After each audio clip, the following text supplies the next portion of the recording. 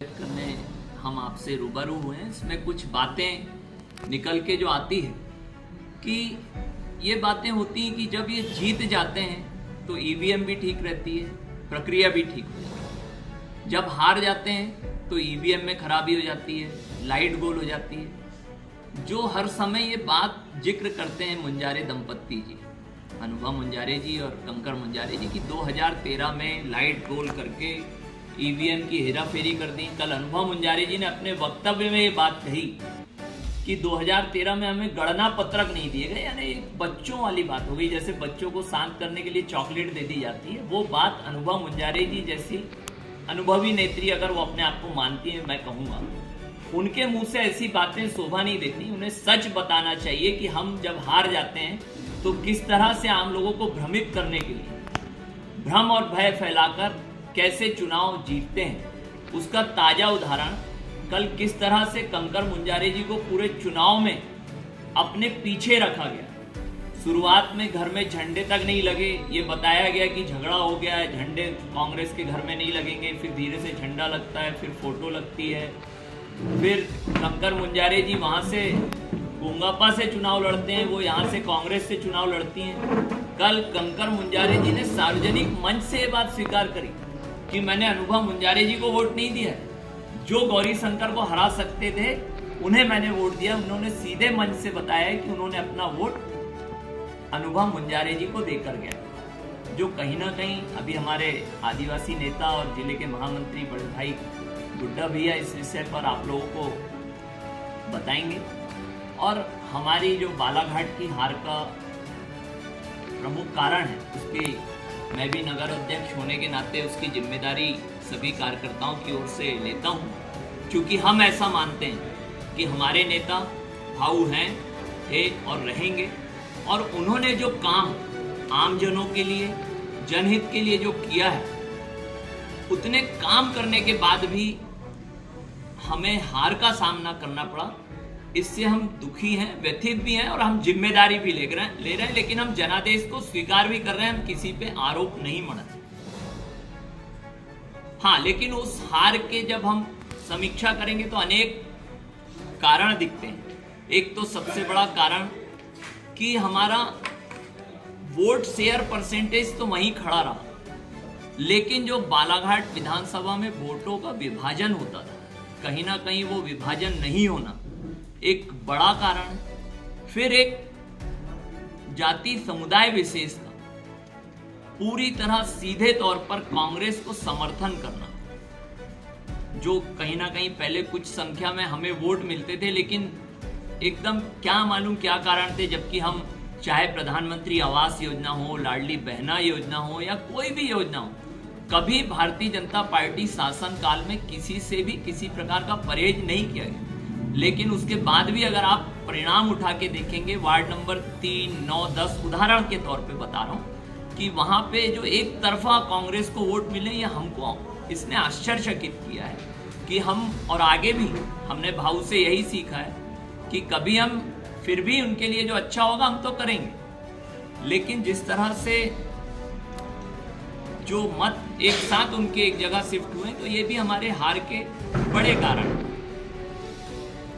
फिर मुंजारे दंपत्ति ने, मेरा तो ऐसा मानना है कि कहीं ना कहीं कांग्रेस जनों को भी उन्होंने भ्रमित रखा। और आज जो बेचारे कांग्रेसी एकजुट हुए थे, तो कल शायद उनको विजय जुलूस में ठगा सा उन्होंने महसूस भी किया होगा कि एक मंच पर, जहां जो कांग्रेस का मंच होता है, वहां कंकर मुंजारे जी आभार व्यक्त करते हैं और अनुभव मुंजारे जी अपनी जीत को कांग्रेस कार्यकर्ता को समर्पित ना करते हुए कंकर मुंजारे जी को समर्पित करती है। मैं नहीं बोल रहा हूँ, आप लोगों के माध्यम से ही हमने मीडिया में देखा सुना है। तो ये कहीं ना कहीं मेरा ऐसा मानना है, एक तो बालाघाट विधानसभा वासियों के लिए, आमजनों के लिए भी एक बड़ा झटका है। और शायद इनको ये आभास था कि अगर कंकर मुंजारे जी हमारे साथ चुनाव में रहेंगे तो कहीं ना कहीं इन्हें हार का सामना करना पड़ेगा, इसलिए उन्हें पर्दे के पीछे जीतते तक रखा गया और कल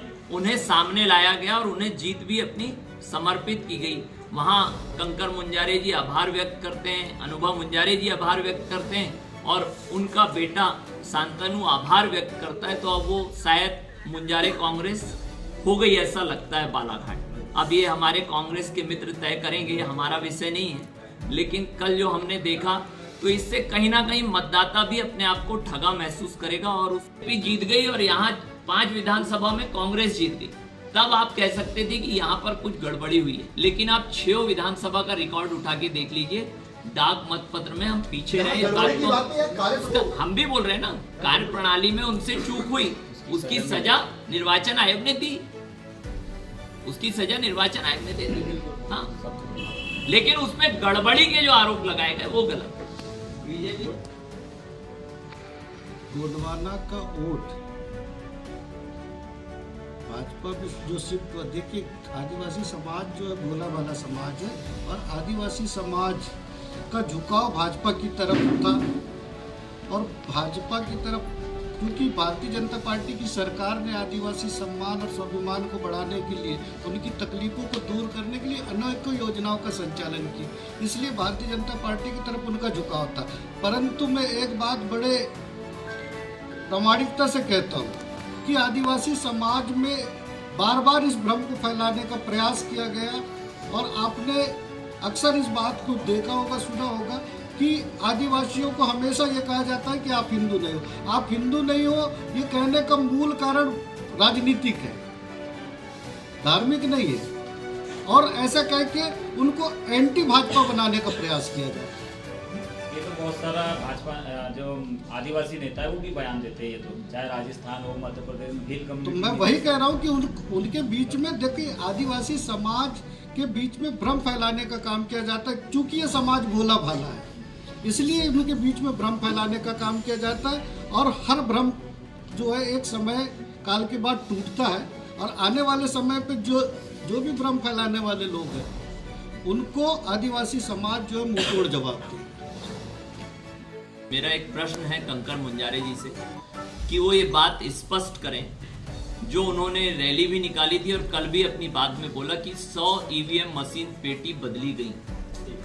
या तो अब प्रशासन से भी हम मांग करेंगे कि इन पर अपराध दर्ज किया जाए, क्योंकि जनमत का ये कहीं ना कहीं अपमान है, जो अपमान इन्होंने 2013 में भी किया था, लगातार करते आए हैं। और ये अपनी हार के कारण ईवीएम मशीन की अदला बदली और दुनिया भर के झूठे आरोप लगा के इस तरह से करते हैं और ये कहीं ना कहीं उन मतदाताओं का अपमान करते हैं जो निष्पक्ष हुए मतदान में अपना मत का प्रयोग करते हैं। आज हमारी हार हुई, हमने हार को, हम जनादेश को स्वीकार कर रहे हैं, हम उसका निरादर नहीं कर रहे हैं, हम उसका आदर कर रहे हैं। तो ऐसा ही उन्हें भी करना चाहिए। लेकिन जिस तरह से उन्होंने 100 ईवीएम पेटी बदलने का जो आरोप लगाया था, अब उसको वो सिद्ध करके बताएं और कौन सी विधानसभा में उसका प्रभाव आया ये वो बताएं।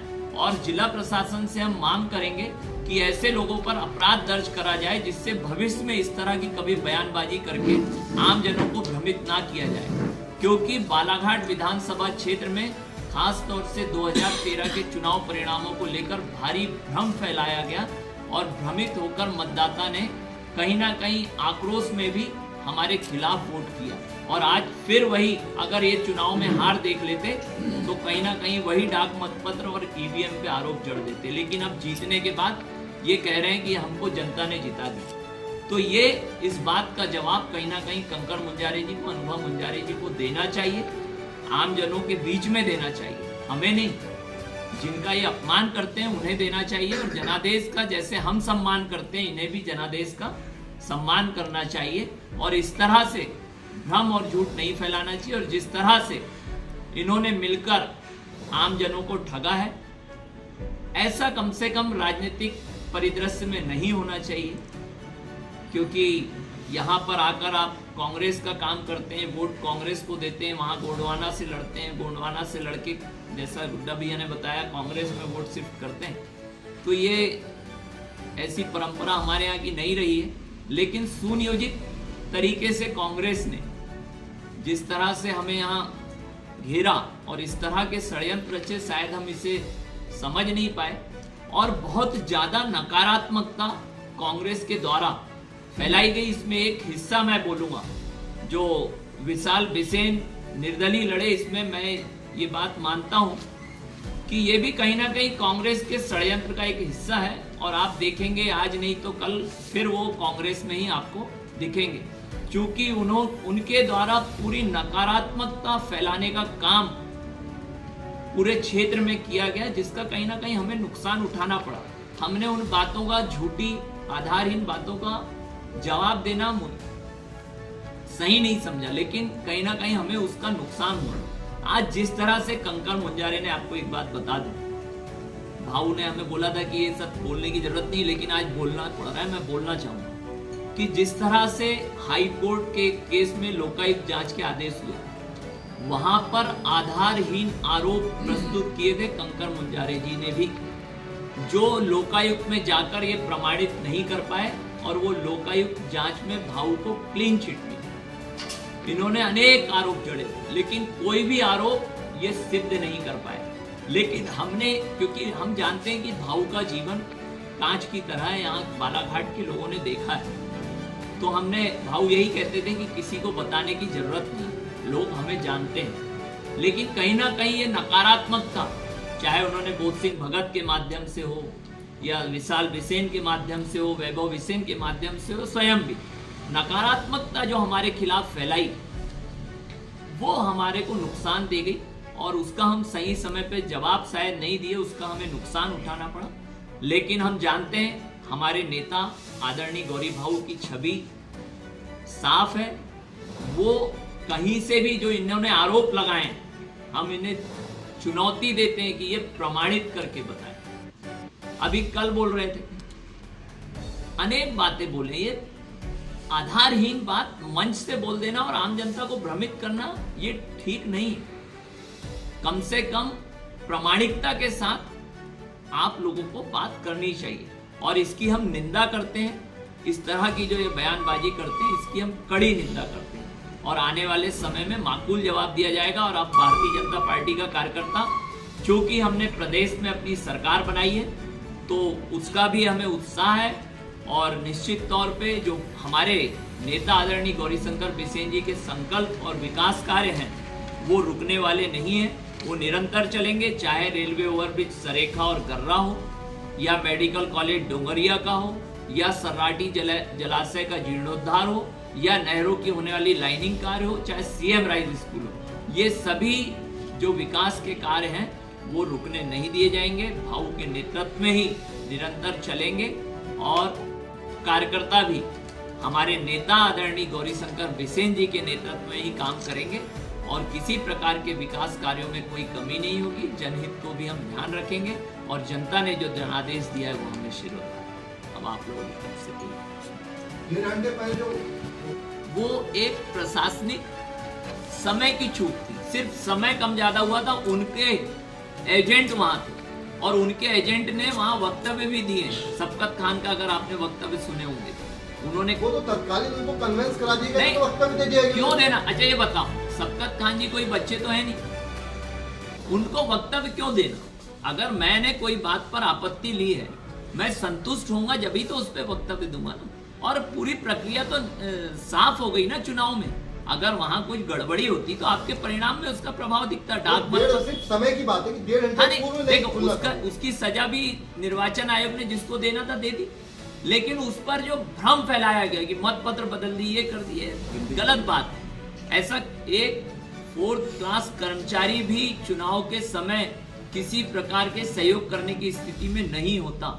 ये हमने भी देखे, और आप लोग भी सब करीब से देखते हैं और जानते हैं कि निर्वाचन की प्रक्रिया कितनी जटिल होती है, और सबकी नौकरी दांव पे लगी होती है। सैनोदल अधिकारी में उनका भतीजा का होना, ये भी तो बहुत बड़ा समस्या। देखो, अब बालाघाट जिले में सर्वाधिक पवार समाज के कर्मचारी हैं, तो ये उनका दोष नहीं है, ये उनके माता पिता की अच्छी शिक्षा का परिणाम है।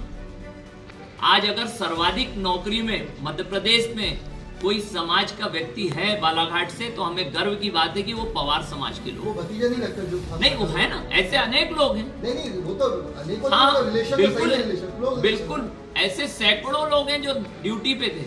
उसका रहना संशय रहा ना। भतीजा तो विशाल भी है, फिर उसका कांग्रेस ने कैसे उपयोग करी? वो तो सगा भतीजा, वो तो थोड़ा दूर का है।